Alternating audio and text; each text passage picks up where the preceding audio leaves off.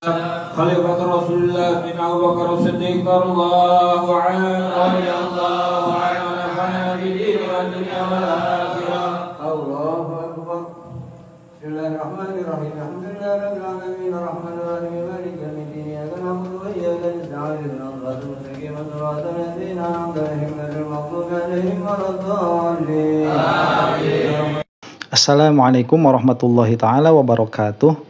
Alhamdulillahirabbil alamin wa sallallahu ala sayyidina Muhammadin wa ala alihi wa sahbihi wasallam, amma ba'du. Ada video menarik ya.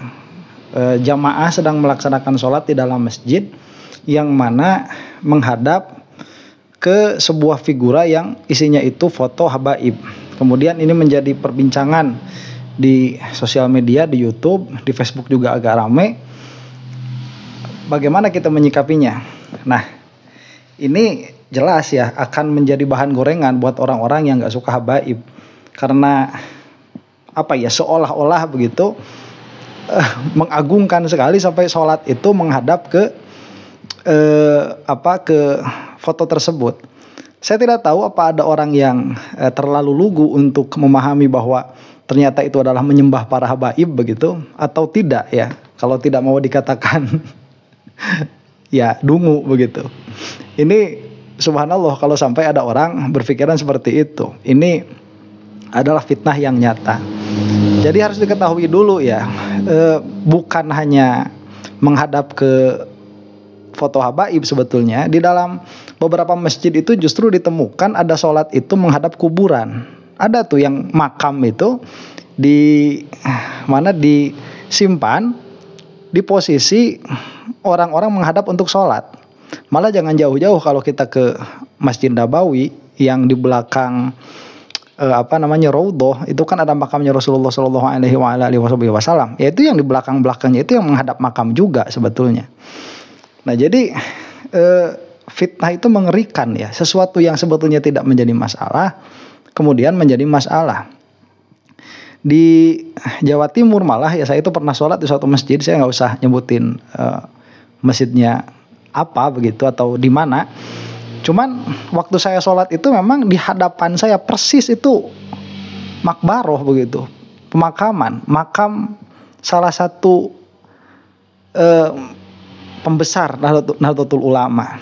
Yang mana kenapa ini saya katakan? Karena kalau misalkan kritik ini keluar dari Wahabi, ya masih wajar begitu. Jadi ini menghadap ke fotonya habaib, kemudian yang ini menghadap ke kuburan. Itu kalau datangnya dari Wahabi masih mending. Cuman kalau datangnya dari kelompok Kimad yang mana mereka itu mengaku sebagai Nahdlatul Ulama, ini sudah keterlaluan ya, brengsek ini. Menebarkan fitnah begitu. Jadi kita pahami dulu dari segi hukum ya. Jadi di dalam sholat itu menghadap itu semuanya ke Ka'bah. Karena yang namanya kiblat itu yaitu Ainul Ka'bah kalau kita di dalam Masjidil Haram. Kalau kita di luar Masjidil Haram berarti Masjid Haram itu. Kalau kita di luar Tanah Haram, maka Tanah Haramnya itu yang menjadi kiblat. Nah, malah kalau di dalam Maliki yang menjadi kiblat itu arah ke sana. Jadi tidak terlalu presisi juga nggak apa-apa. Nah, menghadap, jadi tidak ada sebetulnya itu menghadap ke tembok begitu ya. Hatta kalau misalkan kita itu sholat kemudian di depan kita itu ada tukang ojek, ya kita itu tidak menghadap ke tukang ojek, kita menghadapnya kemana? Ya ke Ka'bah tadi, ke kiblat tadi.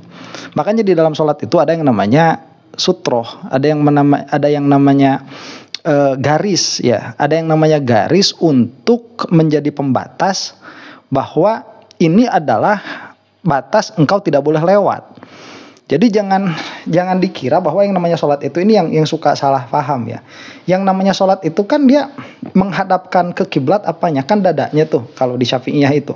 Makanya kalau dadanya terbaduk itu tersenggol sedikit kemudian berubah arah dari kiblat, itu sudah batal sholatnya karena dia sudah memalingkan diri dari kiblat.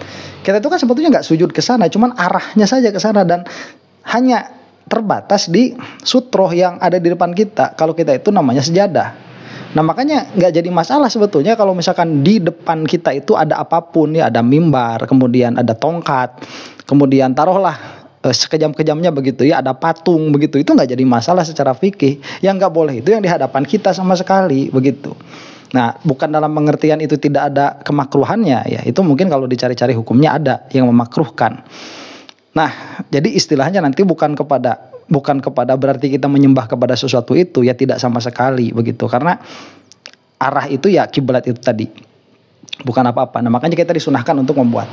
Jadi kan kalau kita sholat pakai sejadah itu sudah jelas tuh batasannya sejadah itu. Jadi apapun yang ada setelah itu tidak akan mengganggu sama sekali kepada hukumnya sholat. Dan mungkin ya kita kan tidak tahu sebetulnya ini sholat yang tadi kita saksikan itu, ini sholat di masjid mana, kemudian jamaahnya siapa, kemudian yang menggantungkan foto di situ siapa, ya, kita nggak tahu juga. Cuman ada kemungkinan itu memang dibuat supaya jadi fitnah, ada kemungkinan itu, meskipun saya lihat ya kemungkinannya itu sedikit, tapi ada juga kemungkinan memang di masjid itu ya keadaannya seperti itu. Nah, pada akhirnya yang harus kita mawas diri itu hasilnya fitnah terhadap perkara-perkara seperti itu, apalagi pada Ba'alwi. Ini yang saya lihat yang menjadi imam bukan habaib ya, mungkin kelihatannya bukan. Cuman ya di depannya ada foto itu. Nah, ini bermasalah pada apa? Bukan pada hukum sholatnya, tetapi bermasalah pada fitnahnya. Jadi supaya lebih elok ya, diturunkan saja itu fotonya, jangan disimpan di situ. Meskipun kalau misalkan kita mau insaf, ada saja, saya tuh pernah juga berada pada suatu ruangan yang mana ruangan itu khusus dipakai sholat, tetapi di hadapan imam itu ada foto presiden begitu, foto presiden, kemudian ada burung Garuda ya, dan itu nggak pernah jadi masalah sama sekali. Kalau dipermasalahkan kan bisa jadi permasalahan juga. Dan bukan hanya itu, sebetulnya kan ada kaligrafi juga Allah Muhammad begitu. Kalau mau itu juga ya diturunkan juga supaya nggak jadi fitnah begitu. Diturunkan dalam pengertian dipindahkan. Ya jangan di depan situ. Kaligrafi itu ya, surah-surah bentuk-bentuk.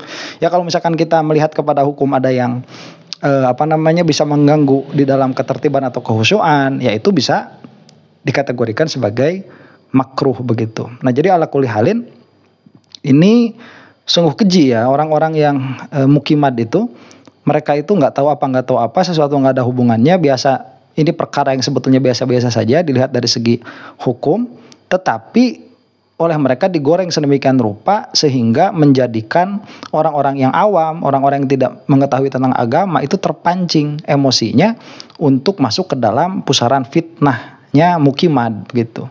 Nah itu, jadi ala kulli halin mudah-mudahan ini tidak menjadi permasalahan yang besar ya, yang mencoba ya udah banyak lah ya, guru kumpul kemarin kena fitnah, kemudian ini juga sekarang mau dibikin fitnah lagi. Dan memang kalau misalkan banyak orang Indonesia itu mudah termakan fitnah, ya memang itu kan karena kebodohan masing-masing begitu. Itu kita tidak bisa menyalahkan siapapun ya, orang yang senang bikin fitnah ya memang kerjaannya senang bikin fitnah.